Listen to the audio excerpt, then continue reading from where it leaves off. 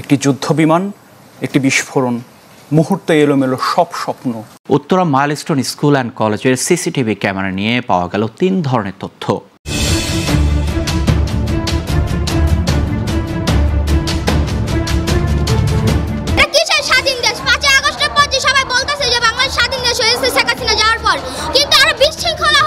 College কর্তৃপক্ষ বলে 29 জন, TV news চ্যানেলে আমরা দেখি 35 জন। তাহলে আপনাদের কাছে প্রশ্ন, 6 জন কি কবর থেকে বের হয়ে তাদের মা বাবার কাছে ফিরে আসছে? এই স্কুলটা কিন্তু প্রধানমন্ত্রী শেখ হাসিনা এখান থেকে উইথড্র করার জন্য বলা হয়েছিল। কোচিং এর নামে সব পাউতাবাজি।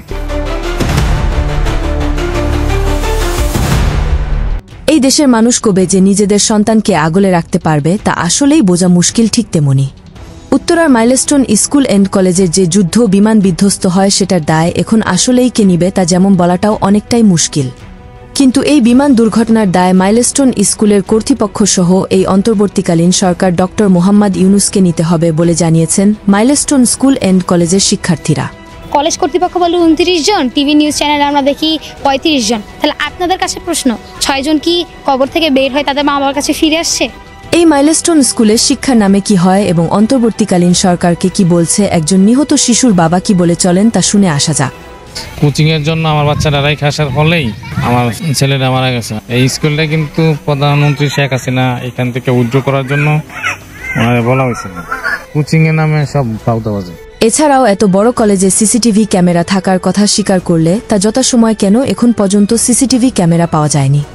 স্কুলের শিক্ষক বলছে সিসিটিভি ক্যামেরা ছিল প্রতিটা রুমের মধ্যে, কিন্তু ওই কলেজের শিক্ষার্থীদের জিজ্ঞাসা করলে তারা বলেন তাদের ক্লাসে কোনো সিসিটিভি ক্যামেরা ছিল না। কর্মকর্তা বলছেন সিসিটিভির ক্যামেরা ছিল, পুড়ে গেছে। যখন দুর্ঘটনা হয় তখন সাথে সাথে তো আগুন ধরে যায়। আগুন ধরে যাওয়ার মানে কি, আপনার সিসিটিভি ক্যামেরা অচল হয়ে যায়, আপনি ওইটুকুই দেখতে পারবেন। যখন এর পূর্ব পর্যন্ত একটি অক্ষত শ্রেণীকক্ষে ঘুরে দেখা যায়নি কোনো সিসি ক্যামেরা। তোমাদের ক্লাসে কি আছে? কোনো ক্লাসই নেই। কিন্তু শিক্ষকের কথা সন্দেহ হলে তিনি বলেন ক্যামেরাগুলো বিমান দুর্ঘটনার কারণে সবগুলো পুড়ে যায়।